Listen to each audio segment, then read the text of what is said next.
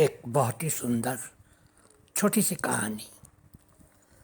पसंद आए तो दोस्तों के साथ भी शेयर कीजिएगा और वीडियो को लाइक कर दीजिएगा। तो आइए सुनते हैं आज की ये कहानी। नए शहर में एक बाज़ार है। लोग इस बाज़ार को गुलशन बाज़ार के नाम से जानते हैं। वहाँ एक बहुत ही लोकप्रिय और खूब चलने वाली पकौड़ों की दुकान है। उस दुकान को एक पहाड़ी व्यक्ति चलाता है। लोग दूर दूर से उसके बनाए हुए पकौड़े पुदीने की चटनी के साथ खाने आया करते हैं। स्वादिष्ट ही इतने होते हैं उसके पकौड़े। हम भी अक्सर उसकी दुकान से ही पकौड़े खरीद कर ले जाते थे। वो पहाड़ी दुकानदार दो चार पकौड़े तो बस स्वाद चेक करवाने के लिए ही मुफ्त में खिला दिया करता था। उसके चेहरे पर हर समय हंसी रहती थी और ये हंसी सबको बहुत ही अच्छी लगती थी। हमारे बच्चों ने उसकी दुकान का नाम हंसते भाई की दुकान रख दिया था। अक्सर जब भी पकौड़े खाने का मन होता तो घर में ये कहते थे, हंसते भाई की दुकान से ले आओ।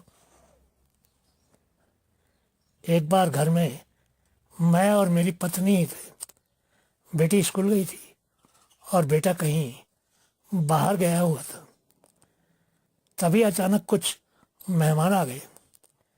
मैं अभी सोच ही रहा था बाजार से उन लोगों के खाने के लिए कुछ लाने के लिए किसको भेजूं कि तभी मेरे बेटे का दोस्त जीतू आ गया।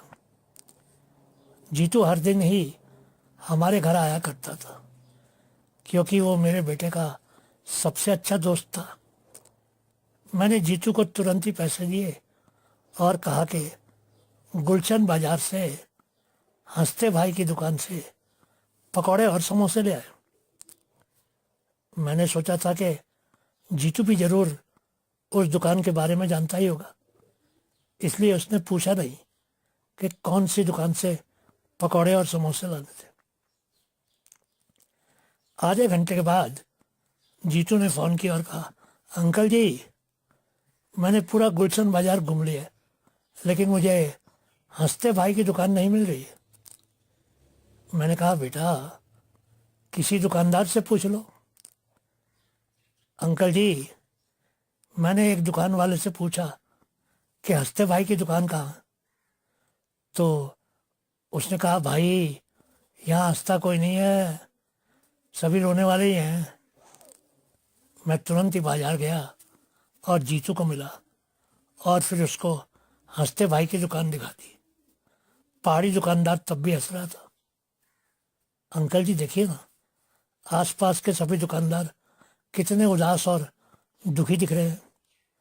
कोई ग्राहक भी नहीं है, पर ये पकौड़े वाला हंसता ही जा रहा है और एक के बाद एक सबको पकौड़े समोसे दे रहा है। ये क्या राज है? बेटा ये संतोष, प्रेम, धैर्य और भाईचारे की हंसी है।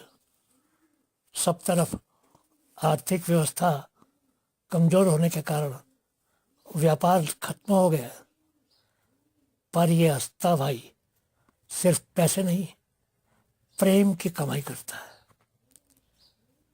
और कम या अधिक जैसी भी कमाई हो, हमेशा हंसता ही रहता है।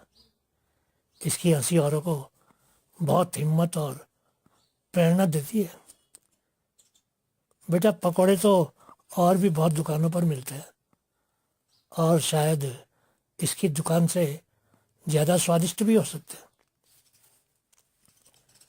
पर मैं और अन्य लोग इसके पास से पकौड़ों के साथ साथ थोड़ी सी हंसी और खुशी भी खरीद कर ले जाते हैं।